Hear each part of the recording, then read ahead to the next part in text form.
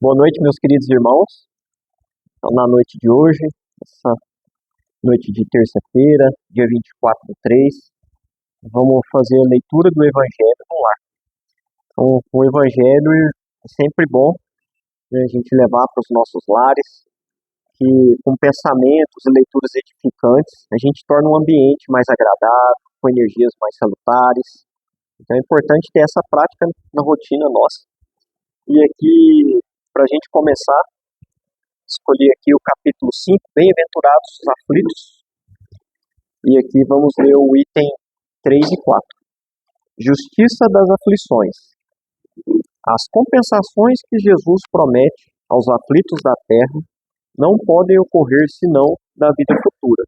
Sem a certeza do futuro, essas máximas seriam um contrassenso, bem mais seriam um engodo. Mesmo com essa certeza, compreende-se dificilmente a utilidade de sofrer para ser feliz. É disse para ter mais mérito. Mas então pergunta-se por que uns sofrem mais do que os outros. Por que uns nascem na miséria e outros na opulência, sem nada terem feito para justificar essa posição? Por que para uns nada dá certo, enquanto para outros tudo parece sorrir?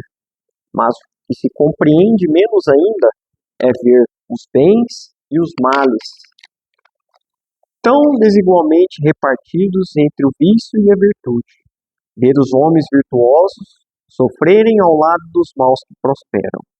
A fé no mundo pode consolar e levar à paciência, mas não explica essas anomalias que parecem desmentir a justiça de Deus. Entretanto, desde que admite Deus, não se pode concebê-lo sem perfeições infinitas. Ele deve ser todo poder, toda justiça, toda bondade, sem o que não seria Deus. Se Deus é soberano, bom e justo, não pode agir por capricho, nem com parcialidade. As vicissitudes da vida têm, pois, uma causa, e uma vez que Deus é justo, essa causa deve ser justa. Eis o que cada um deve se compenetrar. Bem, Deus colocou os homens sobre o caminho dessa causa pelos ensinamentos de Jesus. E hoje, julgando-os bastante maduros para compreendê-la, e revelou interinamente pelo Espiritismo, quer dizer, pela voz dos Espíritos. Continuando nas causas atuais das aflições, no item 4, as vicissitudes na vida são de duas espécies. Ou assim que quer tem duas fontes bem diferentes, que importa distinguir. Umas têm as causas da vida presente e outras fora dela. Remontando a fonte dos males terrestres, se reconhecerá que muitos são a consciência natural do caráter e da conduta daqueles que o suportam. Quantos homens tombam por suas próprias faltas? Quantos são vítimas de uma imprevidência, do seu orgulho e da sua ambição? Quantas pessoas arruinadas por falta de ordem, de perseverança, por má conduta e por não terem limitado seus desejos? Quantas uniões infelizes porque são de interesse calculado ou vaidade, com as quais o coração nada tem? Quantas dimensões e queres funestes que teria podido evitar com mais moderação e menos suscetibilidade? Quantos males e enfermidades são a consequência da intemperança e dos excessos de todos os gêneros? Quantos pais são infelizes com seus filhos porque não combateram as más tendências no princípio? Por fraqueza ou indiferença, deixaram de desenvolver neles os germes do orgulho, do egoísmo, da tola vaidade que secam o coração. Depois, mais tarde, recolhendo o que semearam, espantam-se, afligem pela falta de respeito e ingratidão.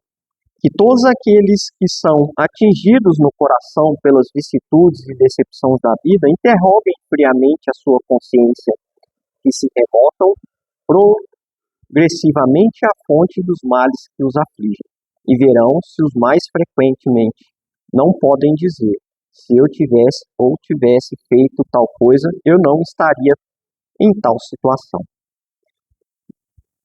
A quem, pois, culpar de todas as aflições, senão a si mesmo? O homem é assim, num grande número de causas, artifício dos seus próprios infortúnios, mas ao invés de reconhecer ela, acha mais simples, menos humilhante para a vaidade, acusar a sorte, a providência, a chance desfavorável, sua má estrela, enquanto que a sua má estrela está na sua incúria. Os males dessa natureza formam, seguramente, uma notável contingente nas vicissitudes da vida. O homem os evitará quando trabalhar para o aprimoramento moral, tanto quanto para o aprimoramento intelectual. Bom, meus irmãos, diante desse texto, belo texto aqui de Kardec, do Evangelho, no capítulo 5, Bem-aventurados os aflitos. Até hoje eu estava lendo algumas informações e eu fiquei bem assustado. A quantidade de suicídios que vem aumentando ano após ano. Segundo informações, né, da Organização da Saúde, né, mundial, só até 2025 estima-se aí 740 milhões de pessoas, né, que cometeram suicídio. No Brasil, esses números também são assustadores, cerca de 16 mil. E o que ainda é mais alarmante, a quantidade de suicídios com jovens entre 15 e até 29 anos. Então isso está aumentando muito. E a gente pode ter duas reflexões, que até num livro de Chico Xavier, que chama Coragem, psicografado por vários espíritos, mas nele tem uma parábola muito interessante para nos servir de lição, e depois a gente abre uma reflexão e fechar com esse capítulo 5.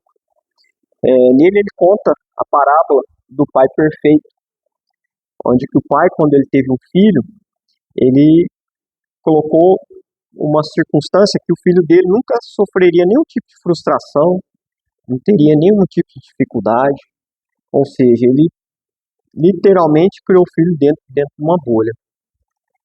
E assim os anos se passaram, e o pai sempre cuidando do filho para que ele não tivesse nenhuma dificuldade, nenhuma frustração, e nenhuma circunstância difícil para chegar até ele. E dessa forma ele achou que estaria fazendo um bem para o seu filho. Quando os anos foram se passando, o filho foi ficando maior, foi ficando jovem, chegou na fase adulta, ele teve as circunstâncias da vida chegando até ele, ou seja, as dificuldades. Na primeira dificuldade, no primeiro problema que caiu no colo do seu filho, ele não soube resolver. Então ele ficou frágil, ele ficou sensível, e ele não sabia ali trabalhar com aquelas circunstâncias.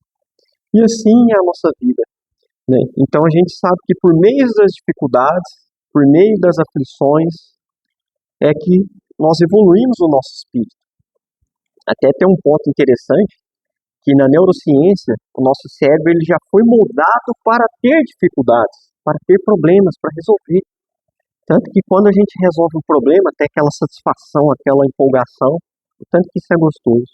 E Deus é tão bom que através de esses vários recursos e essa máquina, através do nosso cérebro, através dessas dificuldades, é que a gente alimenta o nosso espírito de uma boa conduta, de uma boa moral, nós tornarmos aí espíritos na caminhada de espíritos puros. Então, meus irmãos, o suicídio não é o melhor caminho, é apenas um acúmulo ainda de mais dificuldades, principalmente no plano, quando a gente pula para o plano espiritual. Então a gente vai ter o problema anterior das nossas vidas passadas, o que a gente acumulou nesse, com o suicídio a gente ainda vai ter mais problemas ainda espirituais. Então essa reflexão quis trazer para esse momento, diante desse cenário, esse contexto que a gente vive mundialmente, que o progresso, né, e ele anda junto aí com a destruição, então sempre a gente tem que pensar dessa forma. E a gente acalmar os nossos corações, a nossa mente, a gente ter a fé, e a gente acreditar que tudo que acontece conosco é para a nossa evolução, é para o nosso bem. Tanto que o remédio, geralmente, a cura para nosso espírito, ele vem através da dor, ele vem através das dificuldades, dos problemas que a gente encontra no nosso dia a dia. E para os nossos familiares, a gente ter essa atenção e sempre procurar ajuda médica, que tudo é divino, é de Deus, Deus ele nos ama tanto que ele fornece todos os recursos necessários, ou seja, ele dá uma seguradinha na nossa cruz, né, quando a gente está capengando. Então, isso que é o importante. E fica esse alerta para todas as nossas famílias, para nós mesmos, para a gente vigiar, orar, a gente ter fé, porque tudo isso faz parte do progresso. Que Deus ele nos ampara sempre e ele traz sempre uma luz para nós, que é o intermédio, né, da divindade, inclusive, da gente poder prosperar como espírito.